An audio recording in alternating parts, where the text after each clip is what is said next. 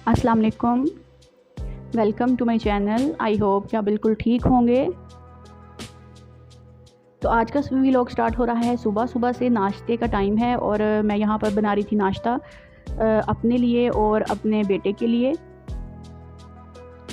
तो नाश्ते में मैं डेली कुछ मीठा हो जाता था, तो आज मैंने सोचा कि मैं आज ना थोड़ा सा डिफरेंट नाश्ता बना लेती हूँ। तो आज बजाय इसके कि मैं फ्रेंच टोस्ट बनाती मीठे वाले, मीठा अंडा लगा के बनाती, तो मैंने ऑमलेट का मटेरियल बनाया और अब मैं ब्रेड को इस तरह से लगा रही हूँ। तो बेटे को क्योंकि आदत हो गई है अब इस तरह से ब्रेड खाने की, तो मैंने कहा चलें, वैसे तो शायद सख्त हो, वो ना खाए, थोड़ी सी हार्ड हो जाए, तो इस तरह से मैंने ना उसको अंडे को लगा दिया था। साथ में मेरी चाय भी बन रही थी। तो ऑमलेट का मटेरियल जो था वो मैंने बनाया था और उसको मैंने ब्रेड की एक साइड पे लगा दिया था और दूसरी साइड पे जस्ट अंडा जो है ना वो मैंने थोड़ा सा डिप कर दिया था उसमें। तो इस तरह से दोनों साइडों से नरम नरम सी ये हो गई थी। तो बेटे ने भी शौक से खा ली थी। तो बस यहाँ पर नाश्ता बन गया था और साथ में मैंने चाय पी थी।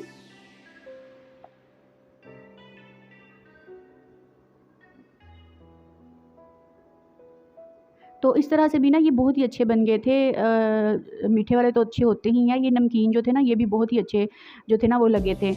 मेरे बेटे ने भी शौक़ से खा लिए थे।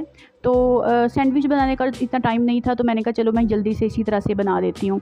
तो नाश्ता वगैरह कर लिया था और अब मैं आ गई थी किचन की क्लीनिंग की तरफ। और अब मैं आज किचन की थोड़ी सी डीप क्लीनिंग कर रही थी, क्योंकि अब बस छुट्टियाँ एंड पे हैं, स्कूल स्टार्ट होने वाले हैं। तो मैं सोच रही थी कि जल्दी से मैं ना एक दफ़ा कम अज़ कम मैं ना घर की अच्छे से क्लीनिंग कर लेती हूँ, क्योंकि उसके बाद तो फिर टाइम ही नहीं लगता है। तो आज मैं किचन जो है ना उसको अच्छे से साफ़ कर लिया था। तो उसके लिए मैंने ना बर्तनों वाली जो टोकरी है उसको मैंने उठाया था, इसको भी मैंने वॉश किया अच्छे से और उसके बाद उस जगह को भी मैंने अच्छे से ना साफ़ करके डिटॉल से ना एक दफ़ा मैंने उसको साफ़ कर दिया था। जर्म्स वगैरह जो है ना इस तरह से सारे ख़त्म हो जाते हैं। तो इसके अलावा मैंने फ्रिज भी साफ़ की थी आज सुबह-सुबह ही, तो उसकी तो मैं रिकॉर्डिंग ही नहीं कर सकी थी। बाकी है कि मैंने फ्रिज जो नीचे वाला पोर्शन है ना उसको मैंने साफ़ कर लिया था। ऊपर वाला जो था वो तो तकरीबन साफ़ ही था, अभी थोड़े दिन पहले ही मैंने उसको क्लीन किया था। तो इसलिए ना फ्रिज में जितना भी एक्स्ट्रा सामान था वो सारा मैंने निकाल दिया था। बर्तन छोटे-छोटे जो अंदर जमा हो जाते हैं, तो वो मैंने फिर सारे डिस्कार्ड कर दी थी, चीज़ें जो एक्सपायर हो चुकी थी। तो बाकी जो है वो मैंने ना उसको साफ़ किया। तो इस वजह से काफ़ी सारे बर्तन जमा हो गए थे, वरना नाश्ते में तो इतने बर्तन नहीं होते हैं हमारे, लेकिन यह कि फ्रिज की वजह से ना काफ़ी सारे बर्तन जमा हो गए थे। तो जल्दी से मैंने ना यहाँ पर बर्तन साफ़ कर लिए थे और अब मैं आ गई थी किचन की बाकी क्लीनिंग की तरफ। तो मैंने यहाँ पर ना मैं विम के साथ ना इसको और वायर के साथ ना अच्छे से लगा रही हूँ सोप, ताकि ये ना थोड़ा सा सॉफ्ट हो जाए। वैसे मैं यहाँ पर वो जो हार्पिक पावर होता है ना टाइल्स वाला रेड कलर का, वो भी यूज़ कर लेती हूँ, उससे भी बहुत अच्छी टाइल साफ़ हो जाती हैं। लेकिन आज वो मेरे पास फिनिश हुआ हुआ था, तो मैंने कहा कि मैं आज ना ऐसे ही इसको ना साफ़ कर लेती हूँ। चिकनाई काफ़ी जमा हुई हुई थी, छोटे छोटे से जो छींटे पड़ जाते हैं इसी तरह ऑयली चीज़ें बनाते हुए, तो वो ऑयल काफ़ी सारा इसके ऊपर ना था, छींटे थे और थोड़े स्टेन भी थे। तो मैंने वहाँ पर ना अच्छे से विम लगा दिया था और लिक्विड वाला जो होता है ना वो वाला मैंने लगाया था, तो ताकि ये सॉफ्ट हो जाए। और उसके बाद फिर मैं बाद में इसको अच्छे से रब कर करके ना हटा दूँगी। और यहाँ पर अब मैं स्टोव को भी साफ़ कर रही थी, क्योंकि इसके ऊपर भी ना नाश्ते के बाद छोटे छोटे से छींटे होते हैं। चाहे हम इसको रात को साफ़ करके भी सोएं, नाश्ते के बाद फिर इसको एक दफ़ा ना हल्का फुल्का सा साफ़ करना ही पड़ता है। तो आज क्योंकि मैं किचन को अच्छे से क्लीन कर रही थी, तो फिर मैंने चूल्हे को ऊपर से नीचे से भी अच्छे से साफ़ किया और इसके जो नीचे शेल्फ़ है ना उसको भी मैंने फिर अच्छे से साफ़ किया था। और किचन के जो कैबिनेट्स हैं ऊपर बने हुए हैं उनको भी मैंने बाद में क्लीन किया था, लेकिन उधर क्योंकि लाइट इतनी ज़्यादा नहीं आ रही थी, उस वक़्त लाइट ऑफ़ थी, तो उधर फिर अंधेरा था, तो मैंने उसकी फिर वीडियो नहीं बनाई थी। लेकिन बाकी जो किचन की क्लीनिंग की थी ना उसकी भी मैंने वीडियो जो है ना वो रिकॉर्ड की थी। अब यहाँ पर ना इसको मैंने वायर के साथ अच्छे से रब करके थोड़ी देर छोड़ा हुआ था और अब इसको मैं ना गीले कपड़े के साथ ना 2-3 दफ़ा अच्छे से साफ़ कर लूँगी और हमारी जो टाइल्स हैं वो चमकने लग जाएंगी। तो टाइल्स को साफ़ कर लेने के बाद अब मैं आ गई थी शेल्फ़ को साफ़ करने के लिए। तो सारी जो चीज़ें हैं ना उनको भी मैंने वॉश कर लिया था साथ साथ में ही। सारी की वीडियो बनाना काफ़ी मुश्किल होता है, तो ये है कि जितनी हम वीडियो इजीली बना सकते हैं उतनी तो मैं बना ही लेती हूँ। तो यहाँ पर अब साफ़ हो गया था स्टोव भी और बाकी की जो किचन है वो भी क्लीन हो गया था। जो सिंक है इसको मैंने एक दिन पहले ही अच्छे से मांज के इसको मैंने धोया था, तो आज जस्ट इसको वैसे ही मैंने साबुन लगा के ना अच्छे से कर लिया था। तो यहाँ पर हमारा जो किचन है ना वो साफ़ सुथरा हो गया था।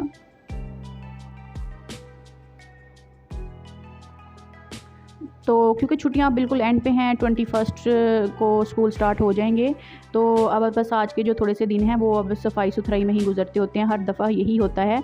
और यहाँ पर अब दूध भी जो है ना वो सुबह मैंने, क्योंकि आपको बताया है कि मैं सुबह से ही इरादा था कि मैं आज किचन की क्लीनिंग करूँगी, तो फिर मैंने दूध जो है ना इसी तरह ऊपर रख दिया था। जैसे ही आया मैंने फ्रिज में ऊपर वाले पोर्शन पे रख दिया था और वो जम गया था थोड़ा थोड़ा सा। तो अब मैं उसको ना बॉयल करने के लिए रख रही थी, और मेड भी आ गई थी, तो उनसे भी मैंने सारे जाले वगैरह उतरवाए थे कमरों के।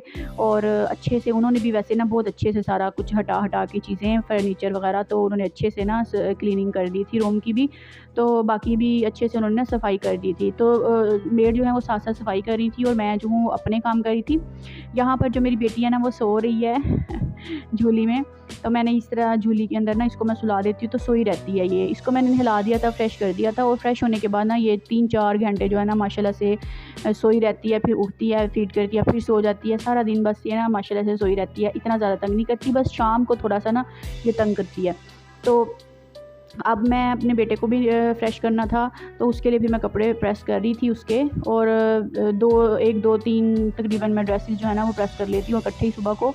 फिर शाम तक ना वो जो है ना वो कभी गंदे कर लेता है, कभी गीले कर लेता है, तो फिर फ़ौरन से ना मैं चेंज कर देती हूँ, फिर बार बार प्रेस जो है ना वो नहीं करने पड़ते। तो यहाँ पर भी मैंने तकरीबन 2 उसके ड्रेसेस जो थे निक्कर शर्ट्स वो प्रेस की थी, एक अभी के लिए और एक जब भी दोबारा पहनाना होगा शाम को, मोस्टली वो चेंज करता है, तो फिर उस टाइम मैं उसको नहला के ना पहना देती हूँ। और बाकी जो स्कूल की तैयारियां हैं वो तो हो ही गई हैं, साथ साथ ही मैंने अपने कपड़े वगैरह डेली एक एक दो दो करके प्रेस करती रही हूँ।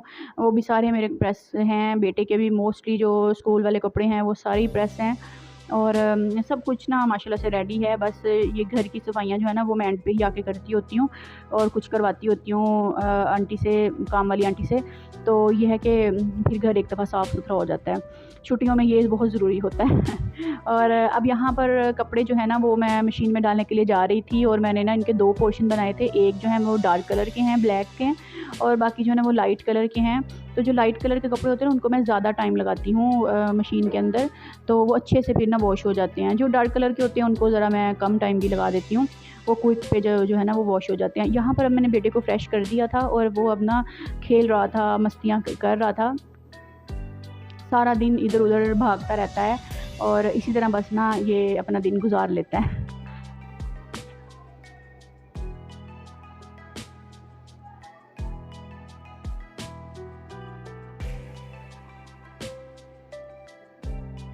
तो बस यहाँ पर मैंने अब मशीन में कपड़े डाल दिए हैं, और जैसे ही कपड़े वॉश होते रहेंगे उतनी देर में ये है कि मेरे और बहुत सारे काम जो है ना वो हो जाएंगे। तो ये वाली जो मशीन होती है ना ऑटोमेटिक, इसका यही फ़ायदा होता है, आप जब मर्ज़ी दिन हो रात हो आप कपड़े इसमें वॉश कर सकते हैं। गर्मियों में तो नहीं, सर्दियों में मैं तो रात को भी डाल देती हूँ, तो सुबह तक वो ना वॉश हो जाते हैं, तो सुबह फिर मैं फैला देती हूँ। गर्मियों में ये होता है कि अगर वो रात को ही डाल दें तो वॉश करने के बाद वो काफ़ी देर तक अगर पड़े रहें ना मशीन में तो फिर स्मेल आने लग जाती है। इसलिए गर्मियों में तो मैं फ़ौरन फ़ौरन फैलाती हूँ, लेकिन सर्दियों में ये है कि रात को मैं डाल देती हूँ और सुबह तक वो धुले हुए होते हैं। तो यहाँ पर मैं मशीन में कपड़े डाला ही थी और सफाई वगैरह हो गई थी, और मोस्टली जो काम होता है ना रूटीन का वो हो गया था। तो अब मैं बैठी थी मशीन रख के, क्योंकि मैं अपनी बेटी के कपड़े वगैरह स्टिच कर रही थी।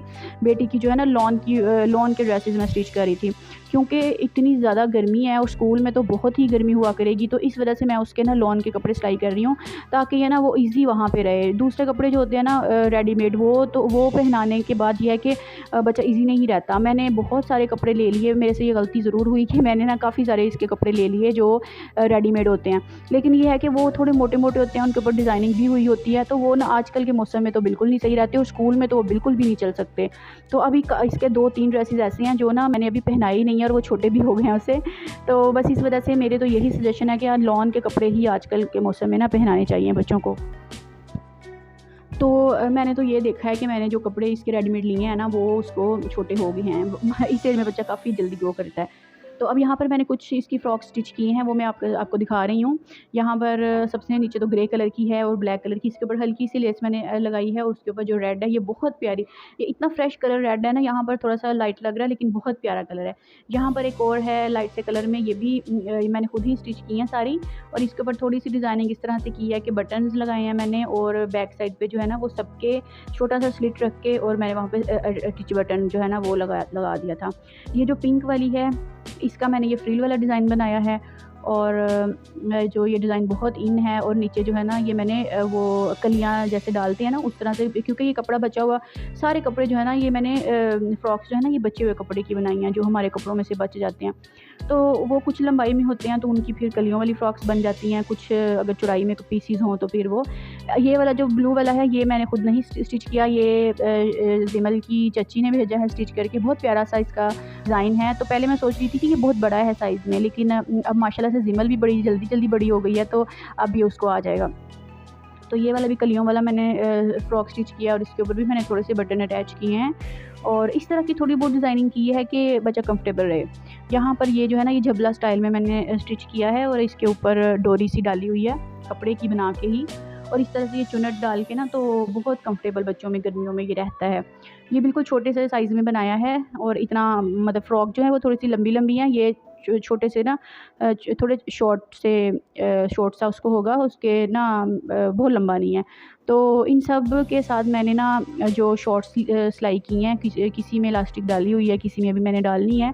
तो बहरहाल ये है कि बेटी के जो ड्रेसेस हैं ना घर में स्टिच करने वाले वो मैंने सारे के सारे करके रख लिए हुए हैं और जब मौसम कुछ ठीक होगा तो फिर दूसरे जो रेडीमेड लिए हुए हैं ना वो पहनाऊँगी।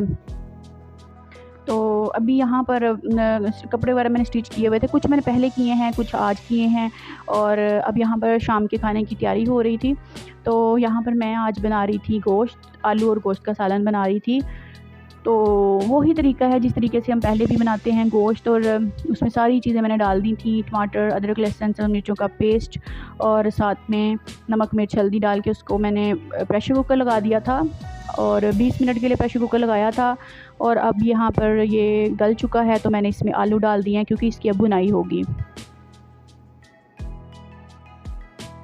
और गोश्त में मुझे आलू बहुत पसंद है, मुझे आलू के बगैर गोश्त जो है ना वो अच्छा ही नहीं लगता है। लेकिन कुछ लोग ऐसे भी हैं जिनको ना जो कहते हैं कि बस ना आलू ना हो बीच में क्योंकि उसका एक टेस्ट आ जाता है, लेकिन मुझे ना आलू जो है ना वो बहुत पसंद हैं सालन के अंदर, तो मैं ज़रूर डालती होती हूँ। तो बस जी दोपहर का खाना वो था और अब यहाँ पर ना रात हो गई थी, तो मैं ना सुबह के लिए बना रही थी सालन, क्योंकि सुबह गोश्त खाने का ना बिल्कुल दिल नहीं होता। और ये जो व्लॉग है ना ये 13 अगस्त का है, अगले दिन 14 अगस्त थी और हमने स्कूल जाना था थोड़ी देर के लिए, तो मैंने फिर सुबह नाश्ता तो ज़ाहिर है करना था, तो मेरा सुबह दिल नहीं करता गोश्त वगैरह खाने को, तो मैंने कहा सुबह ज़रा हैवी सा नाश्ता करके जाऊँगी ताकि मुझे भूख ना लग जाए वहाँ पे, और बेटे को भी हैवी सा नाश्ता कराऊँगी पराठा वगैरह। तो इसलिए फिर मैंने ना ये आलू और अंडे का सालन जो है ना वो बनाया था रात को थोड़ा सा, ताकि सुबह मैं ना नाश्ते में ये पराठे के साथ खा लूँ। तो आलू और प्याज़ों को मैंने फ्राई किया, साथ ही मैंने टमाटर और सब मिर्चें भी डाल दी और यहाँ पर 2 अंडे मैंने तोड़ के रखे हुए हैं। और यहाँ पर जैसे ही ज़रा सॉफ्ट हुए हैं आलू वगैरह तो मैंने नमक मिर्च और हल्दी डाल दी थी और इसको अच्छे से भून लिया था, कवर करके थोड़ी देर रखा था। तो ये गल गए थे, आलू बिल्कुल गल गए हैं, देखिए मैं अभी तोड़ूँगी तो बिल्कुल ईज़िली ये टूट रहे हैं। तो यहाँ पर आलू गल गए थे तो मैं अब इसके अंदर अंडे जो है ना वो डाल दूँगी।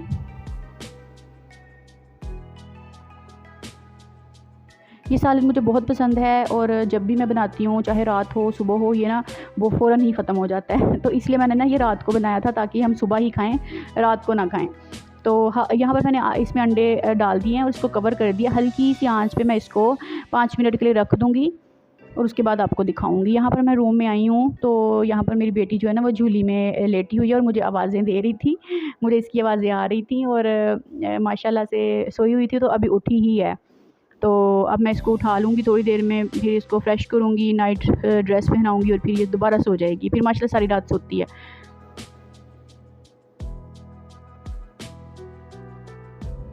तो इस झूली में ये बहुत कंफर्टेबल रहती है, सोई रहती है और नीचे मैंने इसके ये छोटी सी चटाई बिछाई हुई है क्योंकि इससे ये होता है कि फिर ना ये झूला हिलता नहीं है, वरना निशान पड़ जाते हैं ना इधर नीचे फर्श के ऊपर। तो मैंने इसके नीचे ये बिछाई हुई है और इजीली इसको जैसे मर्ज़ी तेज़ तेज़ भी झूले दो ना तो ये हिलती नहीं है फिर झूली, वरना इधर उधर खिसकती रहती है। और यहाँ पर जी मेरे बेटे के एज़ यूजुअल खिलौने जो हैं, टॉयज़ जो हैं वो बिखरे पड़े हैं और ये उसकी अलमारी का हाल भी देख लें आप। रोज़ मैं सेट करती हूँ, रोज़ मैं इनको तरतीब से रखती हूँ, लेकिन अगले दिन फिर यही हाल हुआ होता है। हर जगह पे टॉयज़ जो है ना वो बिखरे होते हैं, बेड क्या, सोफ़ा क्या, नीचे फ़र्श पे क्या, हर जगह। और अगर मेरी बेटी की ये झूली खाली हो तो ये भी भरी होती है टॉयज़ के साथ। तो 5 मिनट के बाद हम इसको देखेंगे तो आप देखेंगे ये ना अंडे जो है ना वो बिल्कुल पक गए हैं। तो मुझे इस तरह अब मैंने इनको छोटा-छोटा सा कर लूँगी और ये ना इस तरह चंक्स से बन जाएँगे। बहुत बड़े साइज़ के भी नहीं, बहुत छोटे साइज़ के भी नहीं, क्योंकि मेरे हस्बैंड जो है ना वो इतने शौक से अंडा नहीं खाते। तो मैं फिर इस तरह से करती हूँ ना कि इसको इस तरह चंक्स में बना लेती हूँ, ताकि जब वो खाएँ ना तो वो निकाल साइड पे करते रहते हैं और मैं खा लेती हूँ अंडे, और वो जो है ना सिर्फ़ आलू और प्याज के साथ पराठा वगैरह खा लेते हैं। लेकिन ये बहुत ही मज़े का बनता है सालन, आप ज़रूर ट्राई करिएगा, और ख़ास तौर पे नाश्ते में पराठे के साथ और चाय के साथ तो ये बहुत ही अच्छा लगता है।